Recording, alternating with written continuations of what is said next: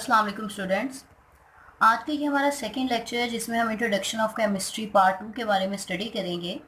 अगर थोड़ा सा मैं लास्ट लेक्चर का आपको रिव्यू देती जाऊँ तो हमने लास्ट लेक्चर में क्या पढ़ा था, उसमें हमने स्टडी किया था कि ऑर्गेनिक केमिस्ट्री, इनऑर्गेनिक केमिस्ट्री और हमारे पास इन्वायरमेंटल है, बायोकेमिस्ट्री है और उसके अलावा हमारे पास इंडस्ट्रियल केमिस्ट्री का पोर्शन आता है।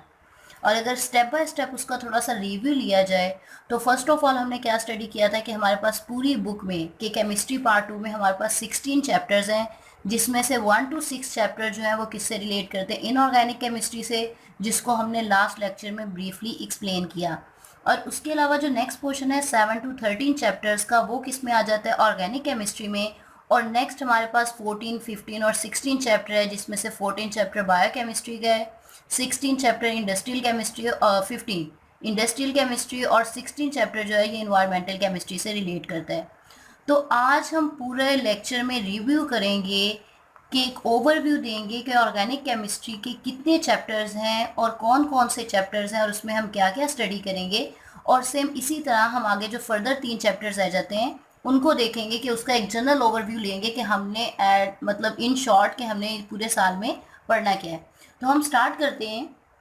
जैसे लास्ट लेक्चर में आपको मेंशन किया था कि हमारे टोटल बुक में केमिस्ट्री पार्ट 2 में टोटल कितने चैप्टर्स हैं, तो टोटल चैप्टर्स जो हैं वो कितने थे, 16।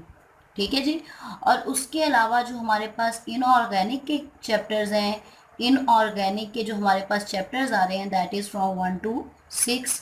और उसके अलावा जो आज हमने पढ़ना है, एक ओवरव्यू लेने हैं ऑर्गेनिक केमिस्ट्री। ऑर्गेनिक केमिस्ट्री के हमारे पास कितने चैप्टर्स हैं, ऑर्गेनिक केमिस्ट्री में हमारे पास है चैप्टर 7 to 13। ठीक है, 7 से 13 तक हमारे पास जितने भी चैप्टर्स हैं वो किसके, ऑर्गेनिक के। तो हम पहले ऑर्गेनिक का ही स्टार्ट ले लेते हैं कि ऑर्गेनिक केमिस्ट्री में ये जो 7 to 13 चैप्टर्स हैं इसमें हमने क्या क्या स्टडी करना है। तो पहले हम इसका इंट्रोडक्शन मेंशन करते हैं। फर्स्ट ऑफ ऑल हमारे पास चैप्टर नंबर 7 है। ठीक है जी, चैप्टर नंबर 7 का नेम क्या है, चैप्टर नंबर 7 है हमारे पास fundamental principles of organic chemistry. Organic chemistry क्या होती है, ये लास्ट लेक्चर में भी आपको मेंशन किया था कि ऑर्गेनिक केमिस्ट्री की वो ब्रांच है जिसमें हम उन कंपाउंड्स को स्टडी करते हैं जो कि consisting carbon, hydrogen, oxygen and their derivatives. ठीक है जी, कि ये कौन सी ऑर्गेनिक केमिस्ट्री की वो ब्रांच है जिसमें हम सिर्फ उन कंपाउंड्स को स्टडी करते हैं जो कि कंसिस्ट कर रहे होते हैं carbon, hydrogen, oxygen and their derivatives. और डेरिवेटिव्स क्या होते हैं, डेरिवेटिव का मतलब होता है ड्राइव करना, अखज़ करना। मीन्स कि हमने ये वो कंपाउंड होंगे जो कार्बन, हाइड्रोजन और ऑक्सीजन के डिफरेंट कंपाउंड से जो हम अखज़ करेंगे, ड्राइव करेंगे, उन्हें हम क्या नाम देंगे, डेरिवेटिव। और ये भी किस में स्टडी करेंगे, ऑर्गेनिक केमिस्ट्री में। तो एक कॉन्सेप्ट तो आप क्लियर कर लें कि इसमें जितने भी चैप्टर्स आएंगे 7 to 13 वो सारे चैप्टर्स में हम उन कंपाउंड को स्टडी करेंगे जो कार्बन, हाइड्रोजन या ऑक्सीजन कंसिस्टिंग होंगे और या फिर वो क्या होंगे, उनके डेरिवेटिव्स। अब जैसे कि हमने मेंशन किया है कि हमारे पास फर्स्ट चैप्टर क्या है, fundamental principles of the organic chemistry. तो इसके नेम से ही पता चलता है, फंडामेंटल मीन कोई बुनियादी, प्रिंसिपल्स मीन कि हम असूल पढ़ेंगे किसके, ऑर्गेनिक केमिस्ट्री के। ऑर्गेनिक केमिस्ट्री को हमने पहले से डिफाइन कर लिया है।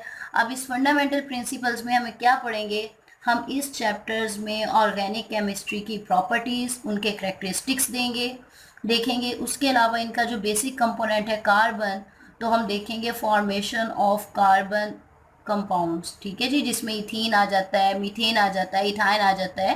ठीक है, और ये किसके ज़रिए देखेंगे, इसमें एक बहुत इंपॉर्टेंट कॉन्सेप्ट आएगा आपके पास, दैट इज़ हिब्रिडाइजेशन।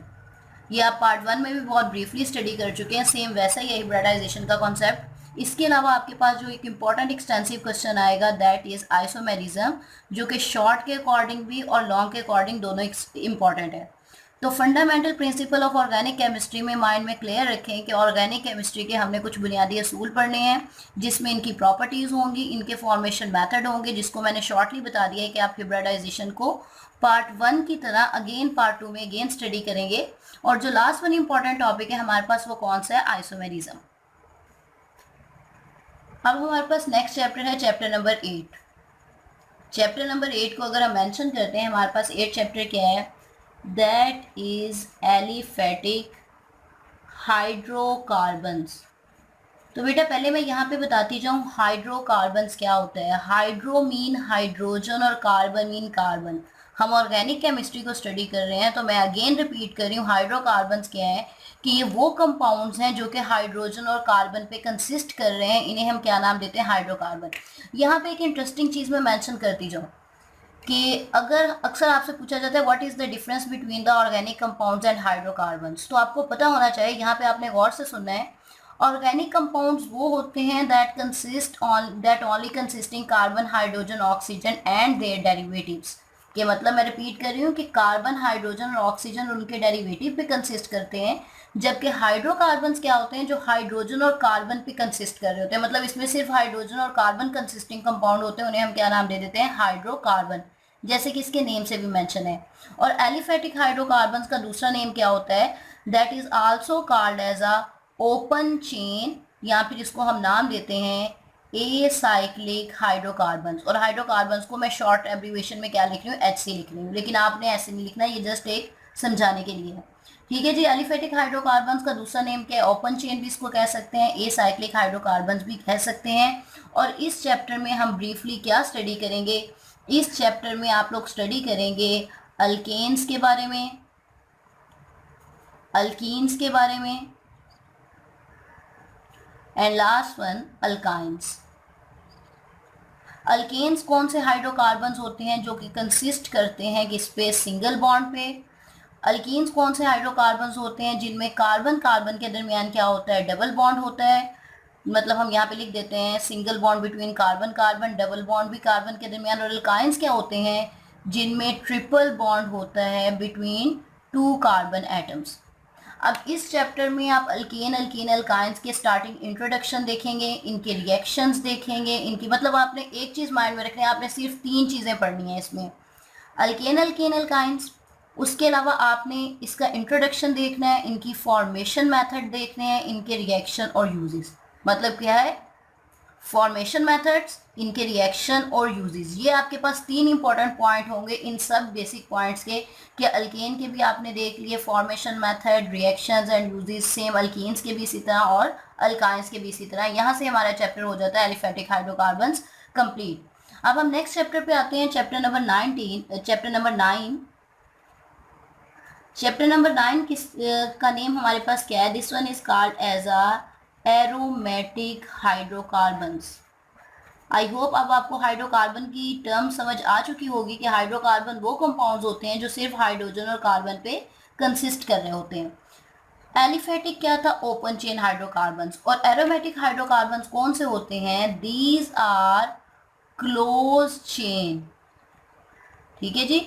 और क्लोज चेन किस तरह से, ऑलमोस्ट एरोमेटिक हाइड्रोकार्बन जिसमें एटलीस्ट 1 बेंजीन रिंग, ये होती है हमारे पास बेंजीन, ऐसे हाइड्रोकार्बन जिसमें कम से कम 1 बेंजीन रिंग पाई जाती है, उसको हम क्या नाम देते हैं, एरोमेटिक हाइड्रोकार्बन्स का नाम देते हैं। इस चैप्टर में अब आप लोग क्या स्टडी करेंगे, जैसे नेम से रिप्रेजेंट हो रहा है एरोमेटिक। एरोमेटिक मीन हम कह रहे हैं कि ये क्लोज चेन कंपाउंड्स होंगे, ये क्या होंगे, हमारे पास साइक्लिक कंपाउंड्स होंगे। और दूसरी डेफिनेशन में क्या मेंशन कर रही हूँ कि जिसमें एटलीस्ट 1 बेंजीन रिंग प्रेजेंट हो, उसको हम क्या नाम देते हैं, एरोमेटिक हाइड्रोकार्बन्स का नाम देते हैं। तो इट्स मीन इस चैप्टर में हम देखेंगे बेंजीन फॉर्मेशन। ठीक है जी। ये हम कह सकते हैं कि बेंजीन को बेंजीन नेम क्यों दिया गया था, इसकी पूरी एक डिटेल हम हिस्ट्री स्टडी करेंगे। इसके अलावा हम देखेंगे स्टेबिलिटी ऑफ बेंजीन, ये आपके पास बहुत इंपॉर्टेंट शॉर्ट क्वेश्चन होता है स्टेबिलिटी ऑफ बेंजीन का। इसके अलावा हम इस चैप्टर में क्या पढ़ेंगे, हम यहाँ पे देखेंगे इनके रिएक्शंस, इनके formation methods, and last one reactivity comparison करेंगे अल्केन, अल्कीन और अल्काइन के साथ। इस चैप्टर में जो हमारे कंसर्न टॉपिक होंगे वो ये वाले होंगे जो मैं मेंशन कर चुकी कि बेंजीन को बेंजीन कब कहा गया, उसका स्ट्रक्चर कैसे डिटरमिन हुआ, स्टेबिलिटी बेंजीन एक्स्ट्रा स्टेबल क्यों होता है, इनके रिएक्शंस, इनकी formation and reactivity of benzene with comparison with alkane, alkyne and alkynes. यहाँ तक हमारे पास 3 चैप्टर कंप्लीट हो चुके हैं, जिसमें हम ऑर्गेनिक केमिस्ट्री, एलिफेटिक हाइड्रोकार्बन और एरोमेटिक हाइड्रोकार्बन को स्टडी किया है। अब हम नेक्स्ट चैप्टर पे आते हैं, दैट इज चैप्टर नंबर 10। और चैप्टर नंबर 10 हमारे पास क्या है? चैप्टर नंबर 10 का हमारे पास नेम है अल्काइल हेलाइड्स। ये बहुत ही इंटरेस्टिंग टर्म्स हैं, जब आप साथ साथ पढ़ते जाएंगे तो ये आपको बहुत इजी होता जाएगा। अल्काइल हैलाइड्स का हमारे पास जनरल फार्मूला होता है आर और एक्स। एक्स मेंशन करता है हैलोजेंस को, that is fluorine, chlorine, bromine and iodine. और इस चैप्टर में भी हम क्या स्टडी करेंगे? इस चैप्टर में हम अल्काइल हैलाइड्स की फॉर्मेशन और इनके रिएक्शंस को स्टडी करेंगे। और इस चैप्टर में आपके पास दो बहुत इंपॉर्टेंट एक्सटेंसिव क्वेश्चन आएंगे, जिसमें हमारे पास SN1 रिएक्शंस है, इसे हम न्यूक्लियोफिलिक सब्स्टिट्यूशन रिएक्शन कहते हैं।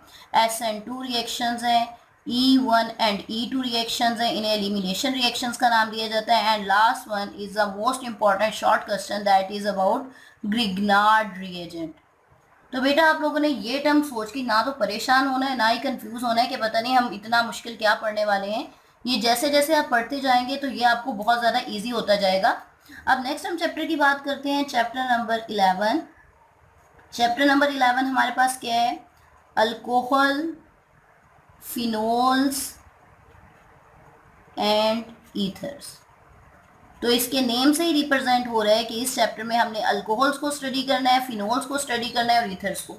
और अगेन मैं रिपीट कर रही हूँ कि अल्कोहल, फिनोल, हमने 3 चीज़ें स्टडी करनी है, इनके प्रिपरेशन मेथड, इनके रिएक्शन एंड लास्ट वन इनके यूजेस। ठीक है, ये इन तीनों मतलब हमारा जो चैप्टर नंबर 11 है वो 3 पार्ट पे कंसिस्ट करेगा, अल्कोहल, फिनोल एंड ईथर।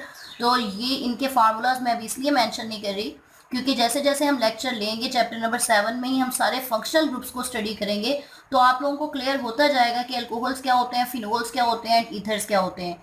क्योंकि अगर मैं अभी लिख दूंगी तो आप थोड़ा सा परेशान हो जाएंगे, जो स्टार्टिंग में बिल्कुल अभी स्टार्टिंग स्टूडेंट्स हैं, जिन्होंने अभी स्टार्ट में ऑर्गेनिक केमिस्ट्री को स्टडी करना है, तो वो ये देख के परेशान हो जाएंगे या पता नहीं हमें कितनी मुश्किल चीज़ पढ़ने जा रहे हैं। तो अल्कोहल, फिनोल एंड ईथर्स में हम जस्ट देखेंगे इनके फॉर्मेशन मैथड, इनके रिएक्शंस एंड लास्ट वन इनके यूजेस। उसके बाद हम नेक्स्ट चैप्टर पे आते हैं, दैट इज चैप्टर नंबर 12। ये भी आपके पास एक इंपॉर्टेंट चैप्टर है। चैप्टर नंबर 12 में हम क्या देखेंगे? Aldehydes and ketones. सेम इसी तरह चैप्टर 11 की तरह आप इसमें भी 3 चीज़ें स्टडी करेंगे, that is formation of aldehydes, nomenclature, reactions and there uses. And last one हमारे पास चैप्टर है, चैप्टर 13 ऑर्गेनिक केमिस्ट्री का। चैप्टर 13 हमारे पास क्या है? इसका नेम है कार्बोक्सिलिक एसिड्स। ठीक है, अब ये जो 3 चैप्टर मैंने मेंशन किए हैं, इन तीनों चैप्टर में आपने शॉर्टली क्या स्टडी करना है? फर्स्ट ऑफ ऑल ये जो 3 चैप्टर हैं, इन तीनों चैप्टर्स में जो आपके पास कंसर्न टॉपिक होंगे, फर्स्ट वन आपके पास क्या होगा? That is nomenclature. सेम है, तीनों चैप्टर में आपने नॉमेनक्लेचर स्टडी करनी है। इसके अलावा आपने इनके फॉर्मेशन मेथड स्टडी करने हैं। फिर आपने इसमें क्या स्टडी करना है? इनके रिएक्शन स्टडी करने हैं एंड लास्ट वन इनके यूजेस। ठीक है, तकरीबन ये जो तीनों चैप्टर हैं इन तीनों चैप्टर्स में आपने ये बेसिक पॉइंट्स हैं जो आपने इन तीनों चैप्टर्स में स्टडी करने हैं। किन टॉपिक्स के? अल्कोहल, फिनोल्स के, एल्डिहाइड एंड कीटोन्स के, last one is the carboxylic acid. तो बेटा यहाँ तक हमारी ऑर्गेनिक केमिस्ट्री के चैप्टर्स होते हैं कंप्लीट। फंडामेंटल है केमिस्ट्री के, ऑर्गेनिक केमिस्ट्री के, aliphatic, aromatic, alkyl halides, alcohol, phenol, aldehyde and ketones and last one is the carboxylic acid. I hope यहाँ तक आपको ऑर्गेनिक केमिस्ट्री का एक ओवरव्यू आ चुका होगा। आल्दो इसमें बहुत सी ऐसी टर्म्स हैं जो आपके लिए बिल्कुल न्यू होंगी, आप अभी तो उससे फेमिलियर नहीं हैं, लेकिन जैसे जैसे आप इसको पढ़ते जाएंगे कंप्लीटली इजी हो जाएगा आपके लिए। अब हम नेक्स्ट बात करते हैं, जो हमारे पास चैप्टर्स आ जाते हैं। अब हम बात करते हैं चैप्टर 14, चैप्टर नंबर 14। इसका हमारे पास क्या नेम है? चैप्टर नंबर 14 है मैक्रोमोलिक्यूल्स। और मैक्रोमोलिक्यूल्स ये हमारे पास केमिस्ट्री की किस ब्रांच का चैप्टर आता है? ये है हमारे पास मैक्रोमोलिक्यूल रिलेट करता है बायोकेमिस्ट्री से। ठीक है जी, अब बायोकेमिस्ट्री से रिलेट करता है, जैसे ये हमारे पास सारे चैप्टर ऑर्गेनिक केमिस्ट्री में इंक्लूड हो जाते हैं, तो मैक्रोमोलिक्यूल्स का जो चैप्टर है वो किस में आता है? बायोकेमिस्ट्री में आता है। और इस चैप्टर में आप क्या स्टडी करेंगे? इस चैप्टर में आप सारे बायोलॉजिकल कंपाउंड्स जिसमें हमारे पास क्या आ जाते हैं, इसमें हम पॉलीमर्स को स्टडी करेंगे कि पॉलीमर्स क्या होते हैं, उनकी फॉर्मेशन क्या होती है। इसके अलावा जो हमारे पास बायोलॉजिकल कंपाउंड्स आ जाते हैं, जिसमें हम बात करते हैं carbohydrates, proteins, nucleic acid, fats, lipids extra. इस चैप्टर में हम carbopolymers, carbohydrates, proteins, nucleic acid and lipids, इनकी फॉर्मेशन, इनके रिएक्शंस और आगे की क्या क्या चीज़ों की डेरिवेटिव्स इनके क्या होते हैं, इन सबको हम इस चैप्टर में स्टडी करेंगे। और ये हमारे पास चैप्टर कौन सा होगा, चैप्टर नंबर 14 मैक्रोमोलिक्यूल्स। और ये किस ब्रांच से रिलेट करता है, बायोकेमिस्ट्री से रिलेट करता है। अच्छा जी, उसके बाद हमारे पास नेक्स्ट है चैप्टर नंबर 15। चैप्टर नंबर 15 का नेम क्या है हमारे पास, that is a common chemical industries in Pakistan. अब मैं सिंपल यहाँ पे आपको ये मेंशन कर रही हूँ, common chemical industries in Pakistan. तो इसमें हम यहाँ पे क्या स्टडी करेंगे, केमिकल इंडस्ट्रीज देखेंगे कि पाकिस्तान में कौन कौन सी केमिकल इंडस्ट्रीज हैं और ये किस ब्रांच से रिलेट करती है केमिस्ट्री की। ये चैप्टर रिलेट करता है इंडस्ट्रियल केमिस्ट्री के, केमिस्ट्री की वो ब्रांच जिसमें हम इंडस्ट्रीज़ को स्टडी करते हैं। और कौन कौन सी इंडस्ट्रीज़ को हम इस चैप्टर में स्टडी करेंगे, हमारे पास 3 इंडस्ट्रीज़ हैं। हम स्टडी करेंगे फर्टिलाइजर इंडस्ट्री को, पेपर इंडस्ट्री को and last one is a cement industry. कि इस चैप्टर में हमने तीन इंडस्ट्रीज को स्टडी करना है, fertiliser, paper and the cement industry. अब हमारे पास लास्ट चैप्टर, बुक का लास्ट चैप्टर है जहाँ हमारी बुक कंप्लीट हो जाती है, दैट इज चैप्टर नंबर 16। और चैप्टर नंबर 16 हमारे पास क्या है, दैट इज इन्वायरमेंटल केमिस्ट्री। मतलब चैप्टर का नेम ही क्या है हमारे पास, इन्वायरमेंटल केमिस्ट्री। तो आपको एक स्केच माइंड में आ रहा होगा इन्वायरमेंटल केमिस्ट्री के नेम से कि ये केमिस्ट्री की वो ब्रांच है जिसमें हम इन्वायरमेंटल फैक्टर्स को स्टडी करेंगे। अब इन्वायरमेंटल फैक्टर्स कौन कौन से हो सकते हैं, जैसे आप लोग आई थिंक सो नहीं बल्कि आई एम श्योर कि आप 10th क्लास में भी ये टर्म्स पढ़ चुके हैं, जिसमें आप एटमॉस्फेयर की लेयर्स के बारे में स्टडी करते हैं कि बायोस्फीयर है, लिथोस्फीयर है, मीजोस्फीयर है, स्ट्रेटोस्फीयर है, ट्रोपोस्फीयर है। इन लेयर्स का आपके माइंड में व्यू होगा, थोड़ा सा कॉन्सेप्ट होगा जिसको हम यहाँ पे रिपीट करेंगे। इसके अलावा हम यहाँ पे इस चैप्टर में देखेंगे कि कौन से फैक्टर्स हैं जो कि इन्वायरमेंट पे इफेक्ट करते हैं, जिसमें हम पोल्यूशन को भी स्टडी करेंगे। ठीक है जी, कि कौन कौन सी पोल्यूशन है जो कि हमारे या कौन कौन सी ह्यूमन एक्टिविटीज़ हैं जो इन्वायरमेंट को इफ़ेक्ट कर रही हैं। इसके अलावा उनको हम कैसे से ट्रीट कर सकते हैं, मतलब उनकी ट्रीटमेंट, कि हम किस तरीके से इन्वायरमेंटल पोल्यूशन के काज की या रीजंस को हम कम कर सकते हैं। तो बेटा यहाँ पे हमारे पास कंप्लीट बुक का जो आज इंट्रोडक्शन था, एक ओवरव्यू था सिलेबस का, वो होता है कंप्लीट, जिसमें हमने स्टडी किया था। फर्स्ट चैप्टर था, लास्ट लेक्चर में हमने इनऑर्गेनिक केमिस्ट्री को स्टडी किया। आज के लेक्चर में हमने ऑर्गेनिक केमिस्ट्री और रिमेनिंग पोर्शन को एक दफ़ा उसका एक जनरल ओवरव्यू लिया है। और इस लेक्चर को आपने बहुत गौर से सुनना है ताकि आपको क्लियर हो जाए कि हम आगे क्या क्या पढ़ने वाले हैं। चैप्टर नंबर 7 में आपने फंडामेंटल्स देखने हैं, एलिफेटिक में आपने एल्केन एल्कीन एल्काइंस को स्टडी करना है, एरोमेटिक में मेजर टॉपिक आपका बेंजीन है, अल्काइल हैलाइड्स में आप अल्काइल हैलाइड्स को देखेंगे, alcohol, phenol, ether, aldehyde and ketone and carboxylic acid. इन तीनों चैप्टर में जो मेजर टॉपिक है वो आपके नॉमेनक्लेचर, फॉर्मेशन, रिएक्शन और इनके यूजेस हैं। मैक्रोमोलिक्यूल में आप polymers, carbohydrates, proteins, nucleic acid and lipids को स्टडी करेंगे। इंडस्ट्रीज़ में हमारे पास 3 इंडस्ट्रीज़ हैं। और इन्वायरमेंटल केमिस्ट्री में हम देखते हैं कि हमारे पास इन्वायरमेंटल कितने पोर्शन पे कंसिस्ट करता है, कौन से फैक्टर हैं जो कि इन्वायरमेंट को डिस्ट्रॉय करने में रोल प्ले कर रहे हैं और उनकी क्या ट्रीटमेंट है, हम किस तरीके से अपने माहौल को बेहतर कर सकते हैं। आई होप बेटा आपको ये पूरी तरह क्लियर हो चुका होगा। अगर फिर भी इस सिलेबस ओवरव्यू के अकॉर्डिंग आपका कोई क्वेश्चन हो तो आप कमेंट में पूछ सकते हैं।